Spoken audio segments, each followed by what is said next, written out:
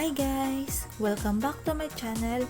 Ngayon, gagawa tayo ng mango tapioca. Pero bago yan, please subscribe and click the tiny bell button para ma-notify kayo sa bagong uploads. Tara, magsimula na tayo. Ito ang ating mga sangkap. 2 cups tapioca pearls, 1 1/2 cup mango sliced into small pieces, 1 can Angel all-purpose creamer, 1 can Angel evaporated milk, 1 can condensed milk mango flavor. Kung walang mango flavor, pwede lang yung regular. Ang gagamitin kong lalagyan, salad cups 3.5 ounce,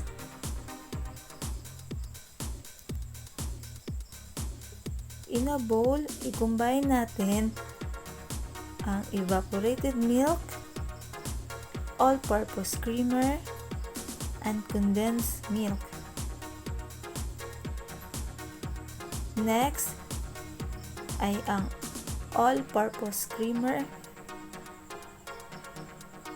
Haluin muna natin bago ilagay ang condensed milk. Ngayon, ilalagay na natin ang condensed milk. Haluin mabuti. Ready na ang ating milk mixture.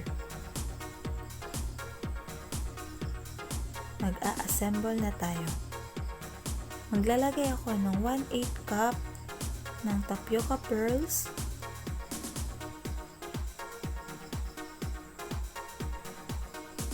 at 1/2 tablespoon na mangga.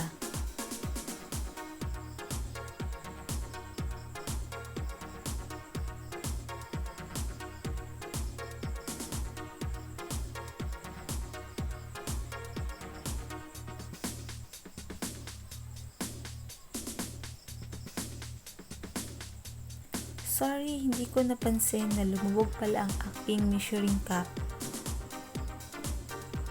Ngayon, maglalagay ako ng 1/4 cup ng milk mixture.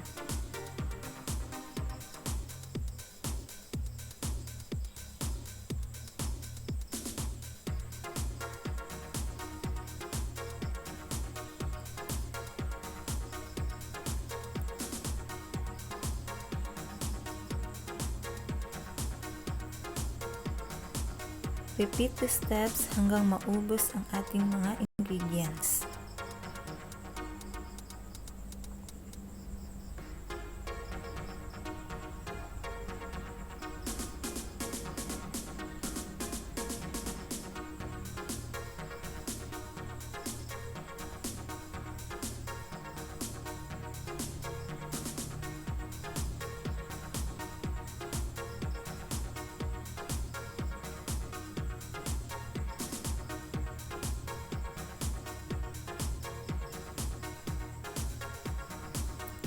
Ito na ang ating finished product.